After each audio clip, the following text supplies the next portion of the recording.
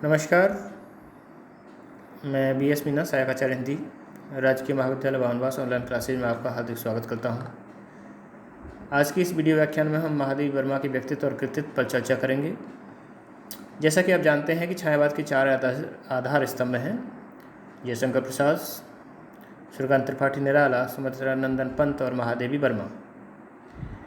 महादेवी वर्मा का जन्म 1907 ईस्वी में उत्तर प्रदेश के फर्रुखाबाद के एक मध्यम वर्गीय सुशिक्षित परिवार में हुआ था और इन्होंने अपनी आरंभिक शिक्षा अपने घर पर ही पूरी की।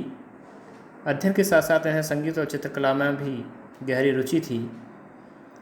इन्होंने MA संस्कृत तक की औपचारिक शिक्षा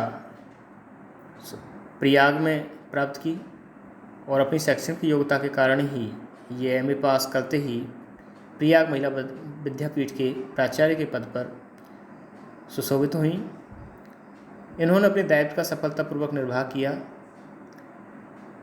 ये यद्यपि आत्मलीन, शांत और एकाकी जीवन जीना इन्हें अच्छा लगता था, लेकिन इनका जो बहिर्मुखी व्यक्तित्व है वह बहुत अत्यंत उदार, मिलनसार और परहित, विशेष रूप से दीन दुखियों की सेवा सहायता की भावना से ओतप्रोत था।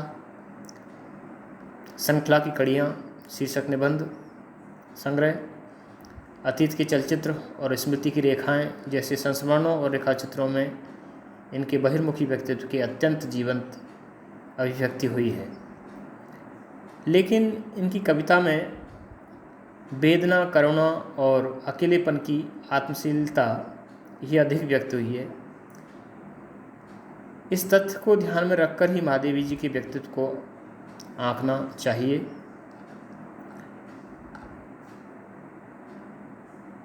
ये छायावाद की प्रतिनिधि हस्ताक्षर हैं और छायावाद का युग उथल पुथल का युग था। राजनीतिक, सामाजिक, सांस्कृतिक, आर्थिक आदि सभी स्तरों पर विभ्रम, द्वंद्व, संघर्ष और आंदोलन इस युग की विशेषता थी। इस पृष्ठभूमि में अन्य संवेदनशील कवियों के समान ही महादेवी अपनी काव्य रचनाओं में प्राय अंतर्मुखी रही हैं।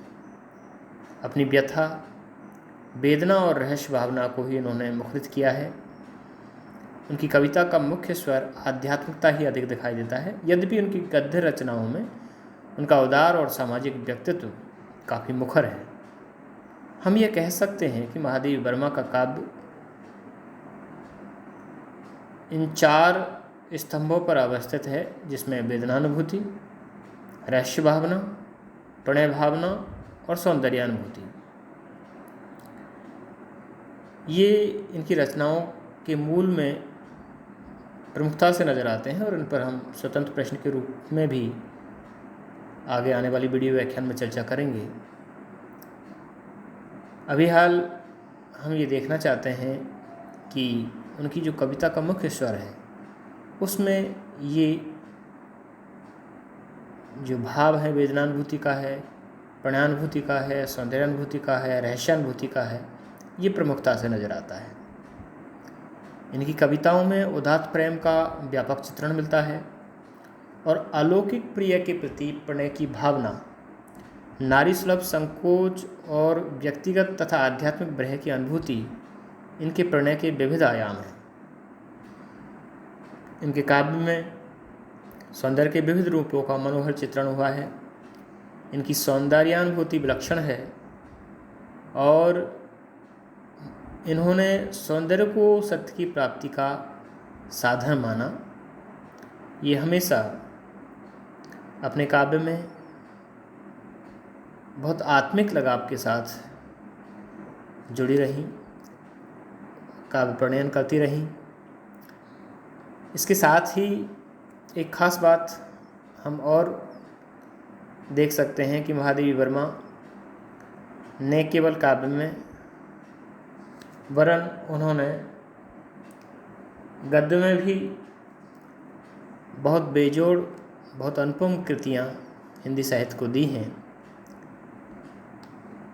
इनकी यदि रचनाओं की बात की जाए तो निहार, नीरजा, रश्मि, सांध्य गीत, गीत पर्व, दीपशिखा आदि बहुत सारी महत्वपूर्ण रचनाएं हिंदी साहित्य को इन्होंने दी।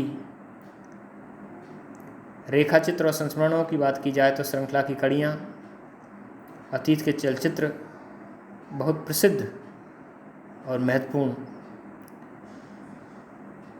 रचनाएं हैं। सप्तपर्णा का इन्होंने अनुवाद भी किया और इस तरह से महादेवी वर्मा का हिंदी साहित्य के लिए बहुत बड़ा योगदान है, जिससे कभी हिंदी साहित्य वर्णन नहीं हो सकता। वे आधुनिक की मीरा भी कही जाती हैं, इस पर भी स्वतंत्र रूप से एक प्रश्न है, जिस पर हम अगले वीडियो व्याख्यान में आपसे चर्चा करेंगे। इसके साथ ही महादेवी वर्मा पूरे जीवन साहित्य साधना में अनवरत लगी रही और विस्तृत नभ का कोई कोना, मेरा न कभी अपना होना, परिचय इतना, इतिहास यही, उमड़ी कल थी आज मिटा आज चली।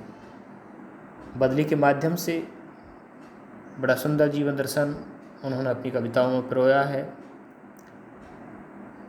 उस असीम सत्ता के प्रति सहज जिज्ञासा भाव इनकी कविताओं में देखा जा सकता है और इस संपूर्ण सृष्टि के बीच एकाकीपन का एहसास भी उनकी रचनाओं में देखा जा सकता है। जिस तरह से बादल एक ओर से उमड़ घुमड़ कर दूसरी तरफ चला जाता है और दूसरी ओर से उमड़ घुमड़ कर दूसरी तरफ चला जाता है, लेकिन उसे इतने बड़े आकाश के बीच कहीं आश्रय नहीं मिलता है। ठीक इसी तरह का भावबोध मनुष्य के जीवन में है। तो उसका बड़ा सुंदर चित्रण बदली के माध्यम से महादेवी वर्मा ने किया है।